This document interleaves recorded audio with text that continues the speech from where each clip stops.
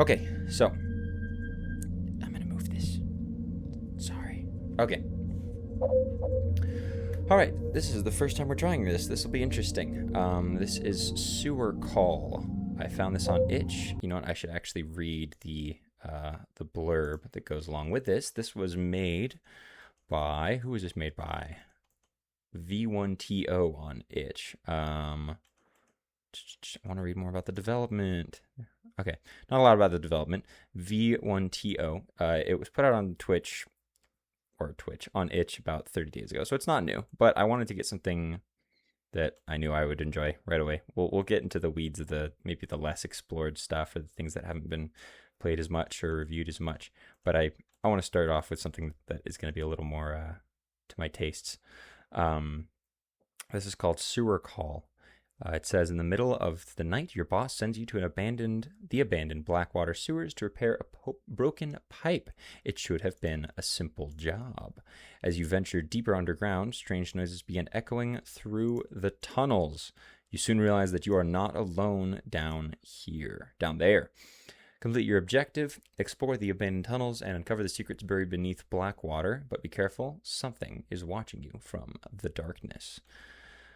Cool. It's one of those PSX-styled kind of games. You know, you see that a lot, and I kind of have mixed feelings about that. But I'm not gonna let my own taste get in the way of. Hold up, I have to turn this down. It is too loud. Okay, I'm gonna try not to let my own taste get in the way of. I don't dislike PSX style. People use it a lot, and I actually think it's awesome that so many people use it because what it does is it enables them to focus more on everything other than the visual like fidelity, which is something that a lot of AAA games struggle with, is so much focus on visual fidelity that the game struggles in a lot of other ways, especially when it comes to like file size and being able to run on computers. So I'm always down for games that go for a simpler art style, a good art style, but a simpler art style, in preference to tell their story. I apologize, I don't have curtains. I can't close this and make it properly spooky. So let's give this a try. But first I'm going to drink from my absolutely enormous water bottle. Yummy. Okay. New game. Here we go. Let's see. Game by V1TO. Vito, perhaps? I don't know if this is a solo dev. I assume it is. I didn't see if this was made for a game jam or anything. I think this was just made for kicks and giggles. I could be wrong. The Giga set. The boss. Oh. Took you long enough to pick up. It's 2 a.m. What do you want? There's a broken pipe down in the Blackwater sewers. I need you there now. Fix it ASAP. Blackwater sewers? I thought that place was abandoned. Mostly. But one of the main pipes down there is still connected to the town's sewer system. If it bursts, we've got a serious problem. Can't this wait until morning? No. Get over there now. Fine, I'm going. Okay. And one more thing. If you hear anything strange down there, ignore it. Awesome thing to hear from your boss. What the hell is that supposed to mean? Yeah, that's a great question. Okay, we're here. All right, let's take. Oh, I should take a flashlight and tool. I should take flashlight and toolbox from the trunk. Small typo. I should clarify.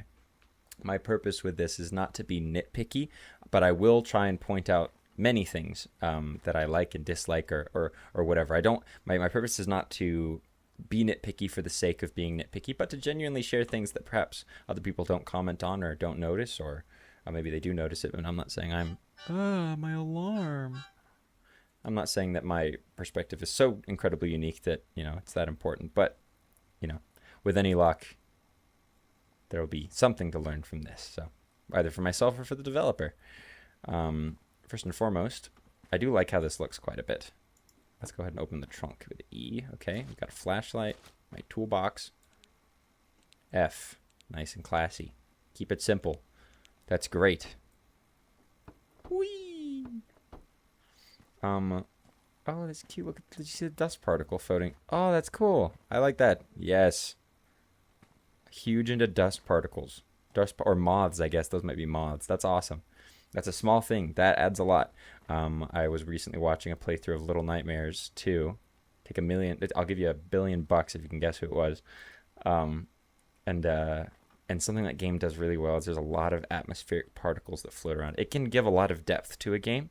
And in a case like this, look, the fact that they're congregating around the light pole, very cool. Nice and classy. Simple designs, but effective. You don't need to keep it super complex. Those are tiny triangles, but it looks good. I mean, it looks good.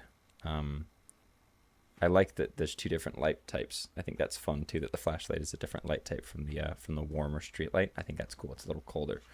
I'm gonna do the thing that people, oh, there's an invisible wall.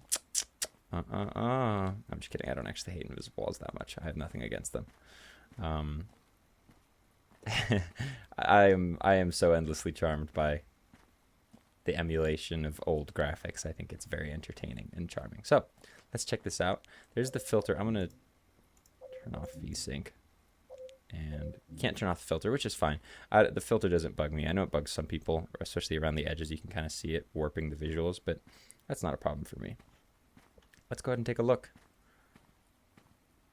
Nice camera wobble, not too strong. A lot of games get way too strong into the camera wobbles or the tilting that you can see happens when you go side to side.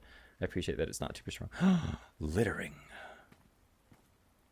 More littering. A perfectly good tire. A perfectly good car. Perfectly good that. Ugh. Looks like concrete with a rebar or pubes.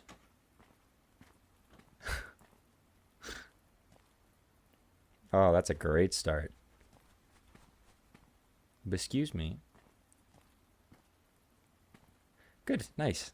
The atmosphere is fun here. Wow, that's really strange looking. But the atmosphere is really nice. I am enjoying this so far quite a bit. I will say, first thing I noticed right here is there's a lot of conflicting texture types. Now, I don't think that's necessarily always bad, but it is worth noting that sometimes from a gameplay or from a player perspective, it can be a little jarring to see something like, here, let's look. There's a few things going on here. We've got the ground texture, which is pretty detailed. You have an incredibly pixelated texture on a car like this. That kind of follows with the, that is definitely looks very different from the rock face. Look at this. Oh, we can sprint. The car detailing, and then look at the face of the rock over here. I mean, that's about like a 10, 15-year generational leap in graphics, which is fine. If that's what you're going for, that there's no accounting for taste and design. If it's intentional, that's fine. But it is something to pay attention to. It doesn't bug me, but it is something to pay attention to. If you want a consistent graphical feel across your game, is making sure that you maintain at least a degree of fidelity across the graphics. Just something to bear in mind. But I don't think it's bad. And if it's on purpose, I'm never going to fault someone for doing something on purpose. Just something to bear in mind. All right, we've got some missing posters. Very cool. These posters look like they're very old, like as in the pictures look they were taken in like the early 1900s. Open. Oh, locked. I'm pretty sure the key is somewhere nearby. Where could it be? How nearby is nearby? In the rubble? Can I squat? No, I don't think so. In the car? In the tire, perhaps? Don't see it in the car. Behind the pallet. Pallets are wonderful. You can use them for a lot of woodworking projects because a lot of places just toss them out. So if you ever want to get into woodworking and you need a bunch of free wood, or at least cheap wood, there's a lot of places that get rid of pallets. So that's what everyone's here for. I don't see any keys. Where would there be keys? Nearby, huh? Boy, not even 10 minutes in and I might already need a walkthrough. I should preface by saying I'm not always the sharpest tool in the shed. Just like that song. Nearby, huh? Wasn't in the tire. Wasn't in the bottle. I sincerely doubt it's back at the car. That would be very strange. What kind of key are we looking at here? Is it like a big key? Tiny key? Who just leaves a key lying around a sewer? Very strange. Peculiar indeed. We are off to a fabulous start. See, this is a little bit what I mean. Like the this one doesn't even have pixels. It's so blurry. The ground is very detailed, and the rock is more so detailed. You know, it's just like it's a little jarring, but that's okay. I don't think if it's intentional, that's great, and that's fine. If it's unintentional, it's just worth noting. Where?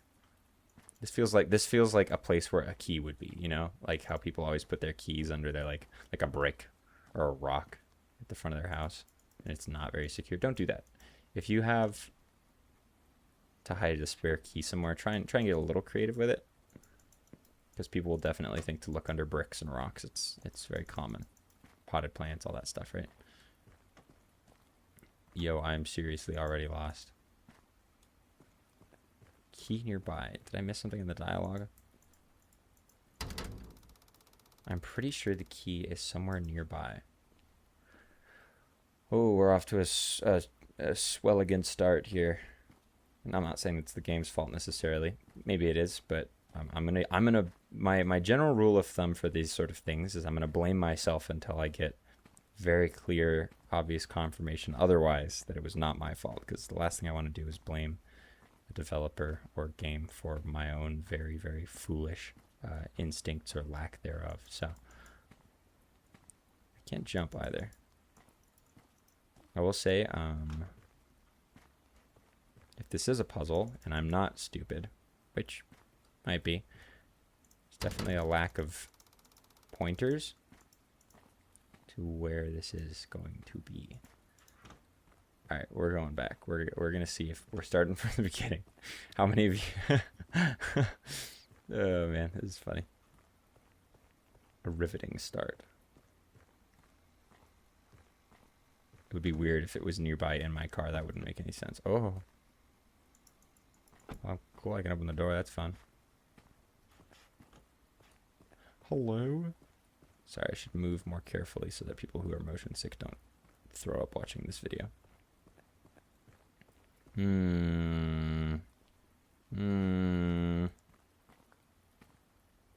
man, we should put a speedrun timer on the screen. Show how long I'm looking endlessly for this key. Am I completely and totally blind? Is it hidden under the poster? There's no interactable button that I can see. The only interact button I get is on this. So I don't know if I can move anything. Oh boy. Time to go to the comments of the video and see if anyone else, or the comments of the upload, see if anyone else has this problem. We're going. Hello, anyone else have a hard time finding the key? Comments. We're going to.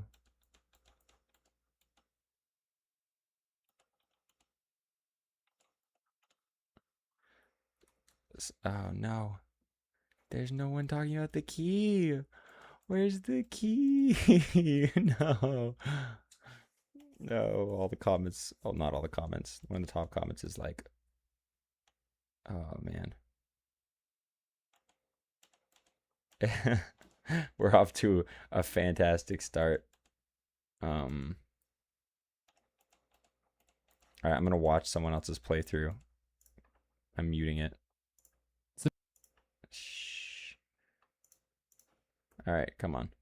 We're watching this person's playthrough, and we're gonna see if we can find where the key is based off of. What? It's in a key behind the car in the trunk? Oh, I am dumb. Well, we got it in the end.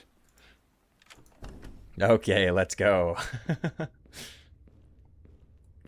It is such a shame that we do live in a time where anytime anything is made, you have so many people already accusing it of being like AI slop. It's a shame. And I don't know how this game was made, but I mean, so far I see.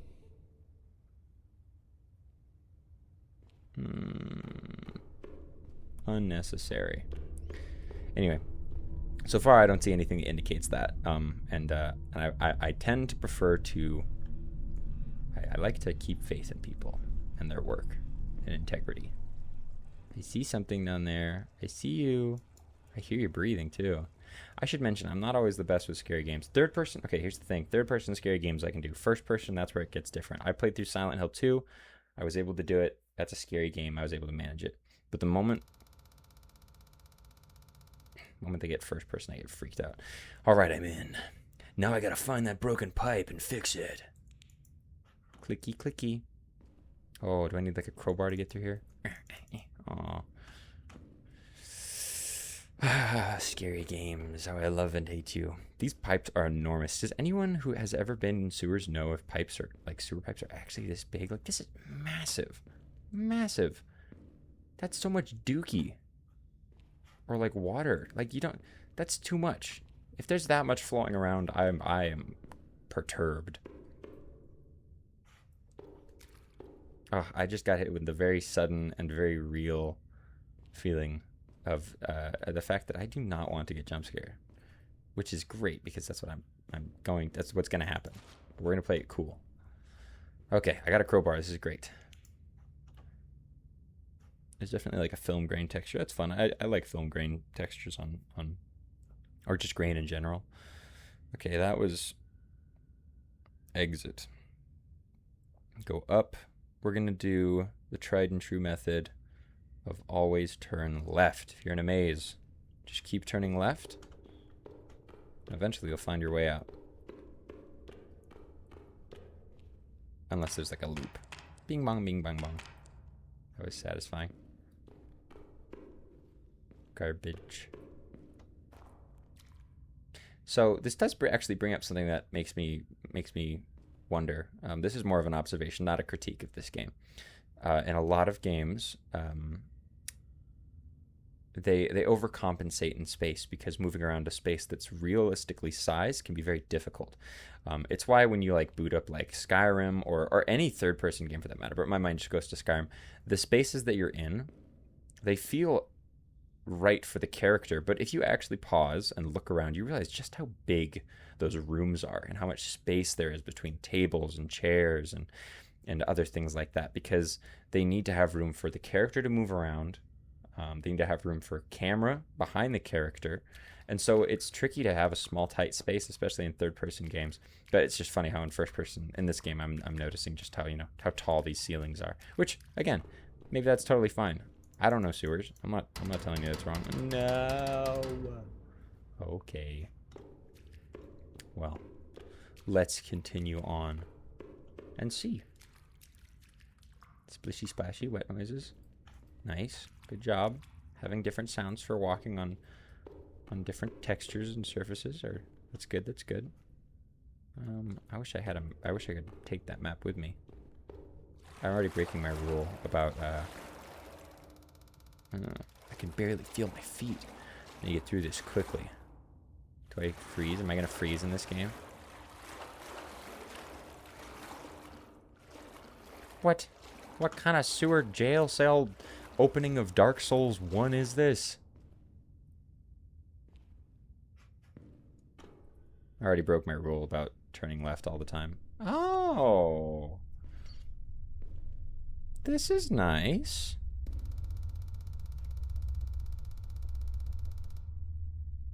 I would not be that calm. I feel like I have yet to play a horror game where the character that I'm playing as actually feels like they would like I would react like that person. Can I take that to beat off to beat to beat bro, so much slurping in there. Stop that. Anyway, I want to take the sledgehammer with me so I can smack. This feels like so I can smack the baddies. This feels like the pool rooms. I remember playing a Roblox thing with my. No, I was playing that by myself. Man, isn't that sad? I remember playing a Roblox game. Whoa! And it looked like that. Anyway, whew, I did not sleep much last night, so I'm kind of doing this on a half of a brain.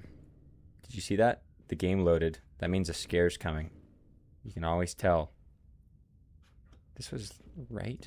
Oh, I already got turned around. I normally have a decent sense of direction, but no! I thought that was black licorice. Is that a corpse? Black licorice. Can I chop him up to tiny black licorice pieces and sell him at a candy store and only some people will buy him? I like black licorice. Not everyone likes black licorice. But I do. Okay, this is not the right way. Oh, nice. Ooh.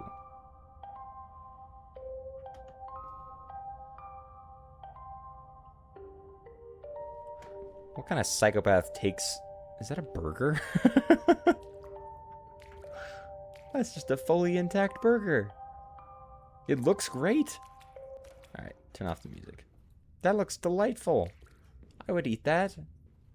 That looks like it's like made of plastic. Okay, let's see. Oh, hi. What's your deal?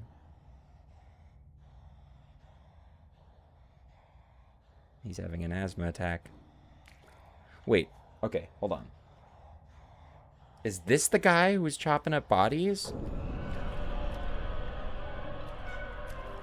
Hello? So, alright, we'll see. Already I feel like I'm getting a little mixed messages on what kind of villain this person is. I'm not sure if they're a monster or a serial killer, right? That was very Gollum behavior. But the stuff that we found was very, you know, Ted Bundy behavior. So I don't know. We'll see. We'll see. A little conflicting in terms of... Clink. In terms of theming. But that's alright. That's alright. We'll stick with it and find out. No, another locked door. That's alright.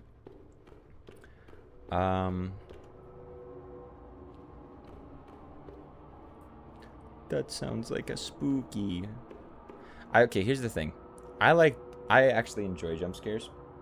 And I enjoy a well-executed jump scares. I hate in-your-face jump scares. Those are, they make me mad. Like, they make me frustrated. It's one of the reasons why when I play, like, I just don't like Five Nights at Freddy's in general, because I don't like, I would call that stressful management games. It's not like a fun management game. It's like a frustrating management game for me. It's not my thing. I don't think they're bad. I just don't enjoy them.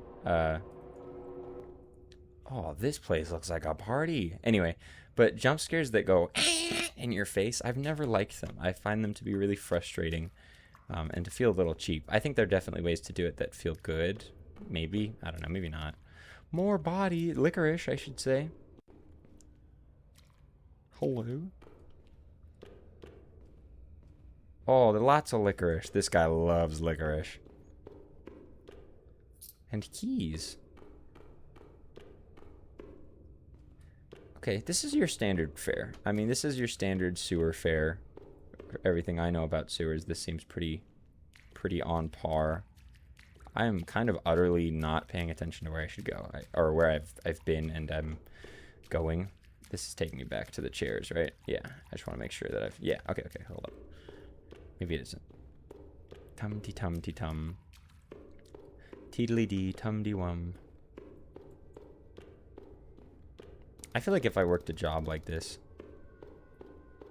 I would bring a gun. There's no boss to tell me not to do that. There's no one here. If I was regularly going into places like this, I would purchase a pistol. Well, this place looks charming. No, there's definitely more licorice in there.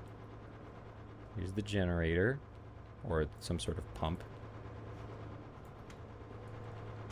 That's very bright, actually. It's kind of like, ooh, my eyeballs. Now,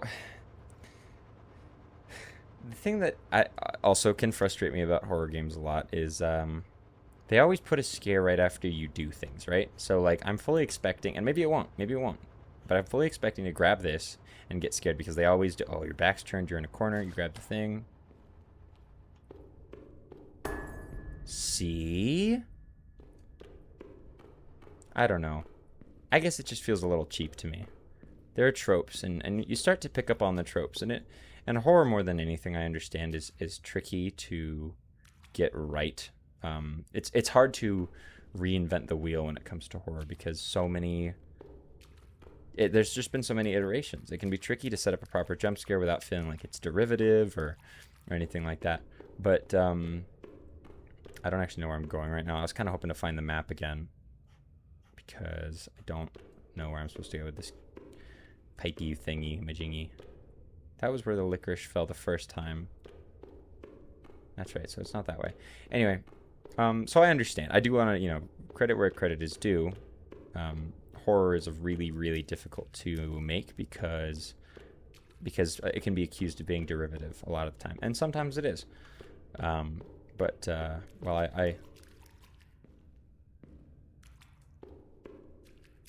was slurping along the way. Again. Spooky.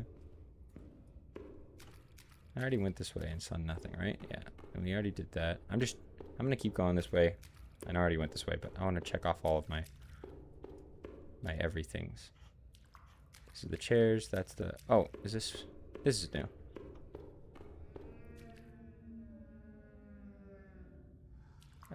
Are there cows in here? Bing bong, bing bong. I feel like I'm taking apart Legos. Anyway, so I want to be fair because horror is hard to make, and maybe you never know a dev's intent when they're making a game unless they explicitly tell you. So the dev's intent might have not been to reinvent the wheel here, and maybe just explore an idea that they thought was charming, and that was fine. So I don't want to, I don't ever want to accuse someone of being derivative or unoriginal if that wasn't their intention in the first place. There's a lot of game ideas that I have had that I thought would be interesting, not because they're original, but simply because I just want to do my own take on something that's already been established. So there's nothing wrong with doing that. And there's nothing wrong with sticking with tropes. No! He got buried. I'll save you, buddy boy. High five. Psst. Top of the morning to you, laddie. No comment on that, huh? Okay. Cha-la-la-la-la-la. Chop the wood to light the fire.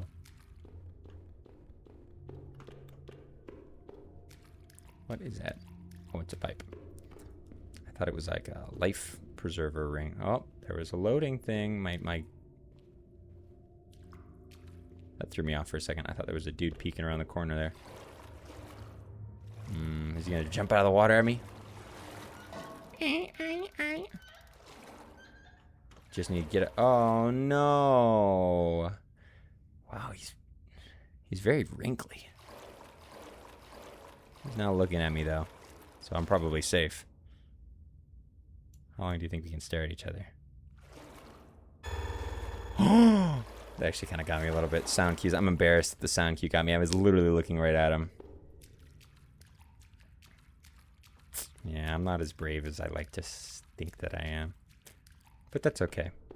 I'll probably get jumped. That one didn't get me, but I'll probably get jump scared before the time is up. Whoa. That was weird.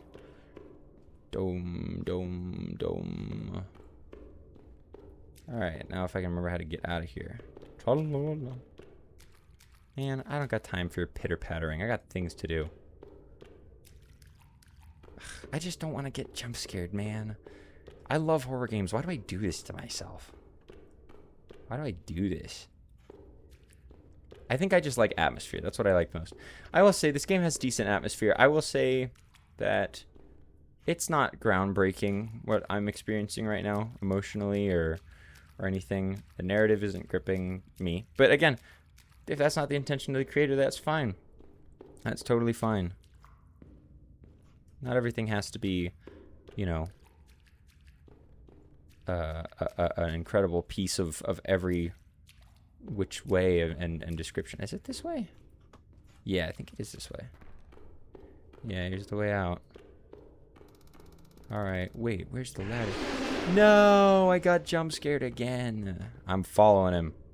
We're going down. Okay.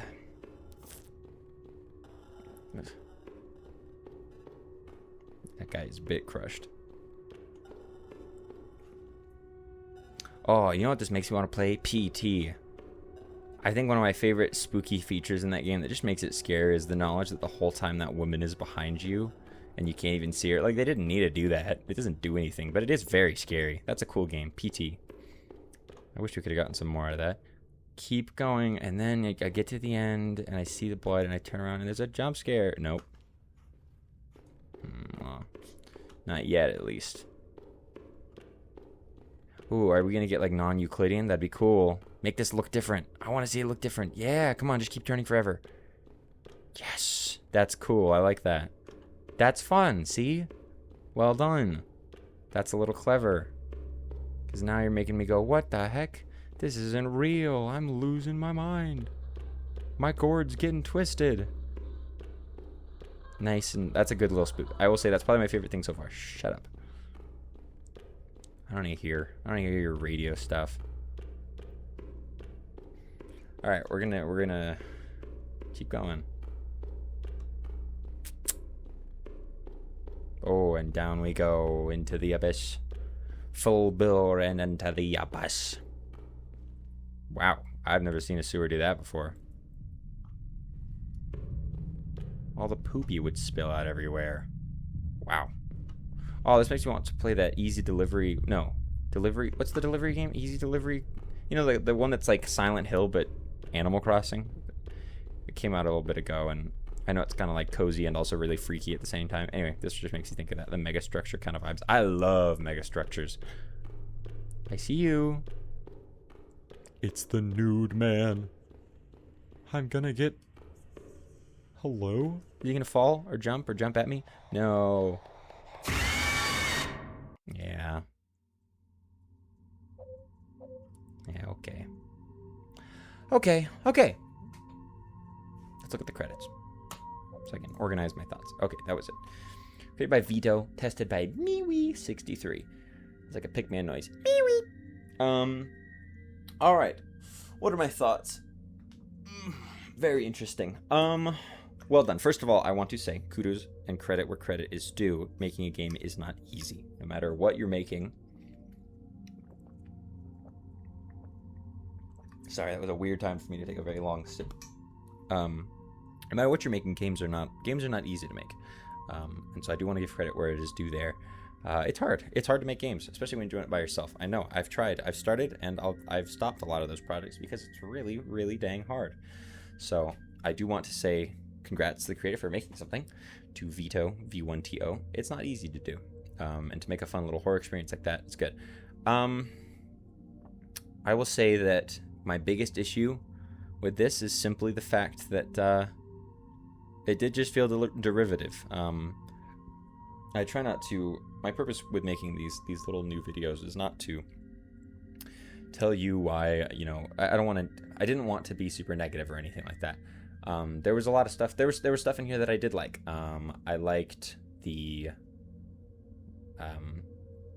overall aesthetic was very clean. I didn't see a lot of seams and breaks in the mold, which you can see in a lot of indie games where you can kind of tell that it's being held together by, you know, glue and scotch tape. So this game did seem to be built with a degree of competence and understanding of how to, you know, make something and have it stay together. I liked the I guess mostly what I liked was just a lot of the little aesthetic visual details that felt nice. I feel like more effort went into the visuals at the beginning of the game than it did throughout the rest of it. And maybe that was just because the rest of it was very monotonous tunnel-wise, you know, just these big concrete tunnels.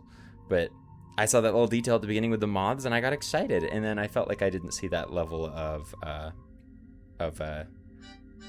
alarms keep going off. I have things I have to do today. I felt like I didn't see that level of care put quite as much into the rest of the game, which I get. But I will say that. Like a lot of indie horror games, definitely lacking in plot. And again, not every game needs plot and theories and multiple endings. In fact, I kind of have a thing against multiple endings. I don't really like them very much, depending. But for a nice, quick and dirty little scare, it is well done in that regard. I got spooked a couple times. I went, oh, it's a scary naked guy, and that's fun and scary too. But I guess ultimately it did feel a little bit derivative, but well made at the same time. There's something else I was gonna say. I don't know. I guess if anyone's watching this, whether it's the creator, if it's the creator, good job. I really want to say good job. Like, you made something and you should be proud of that. That is good. That is great. I hope that if you continue to make stuff, keep doing it. That's awesome. Make more stuff. Make more focused games and whatever it is that you want to make. That's awesome. For me, I guess my biggest takeaway that I would like anyone to have from this is, find a way to make your game have something truly unique and special about it. In horror games, more than any, they struggle with that. They struggle with having something that makes them unique. A lot of these are very derivative. There's a reason why a lot of people talk about video horror games being walking simulators, because a lot of the times they are. And it can be a shame. It can be a fun little roller coaster that you go on, but it very rarely is anything more than that. So we'll see if I even end up posting this. I might not feel like I had anything to offer in this particular situation, but maybe I'll just post it anyway for kicks and giggles. Yeah, I don't know. I guess I'm a little disappointed, which is a bummer.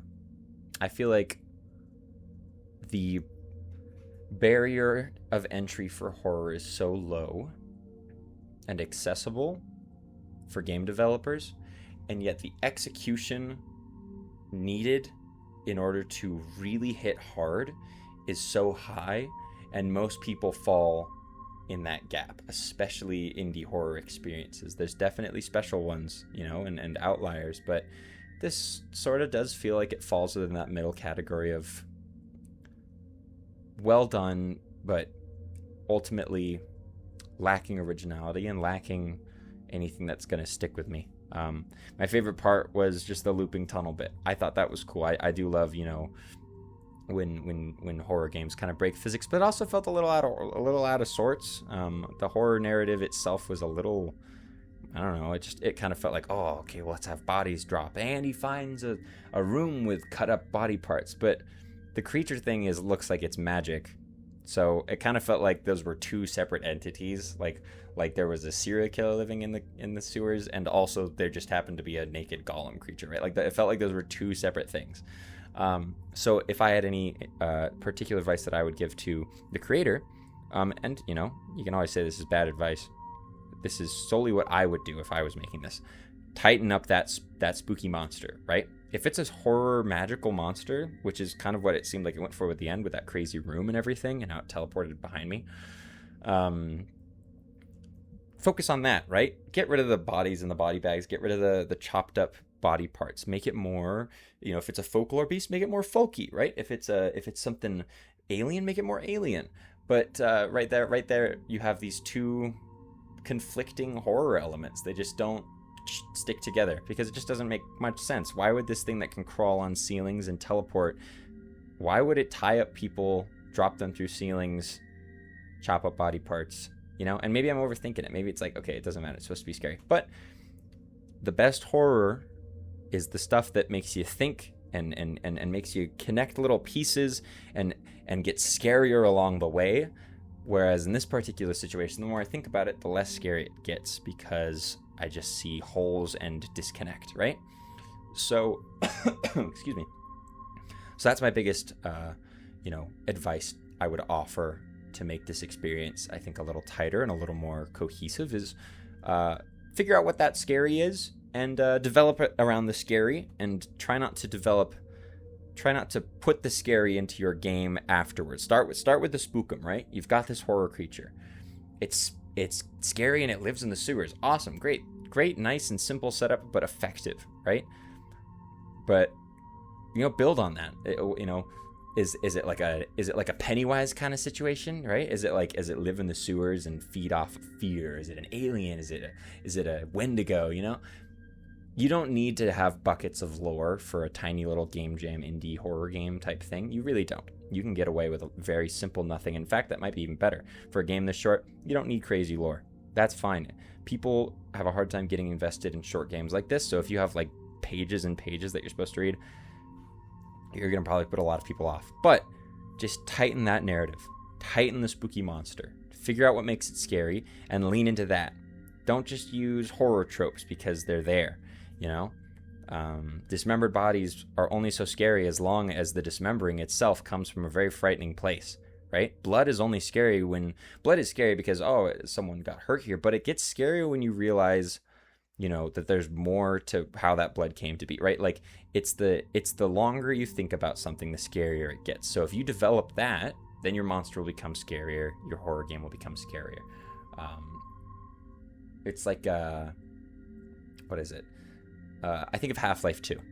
In Half-Life 2, you've got these zombies, and we've got layers of fear here. Not like the game Layers of Fear. I actually want to play that one, but layers of fear.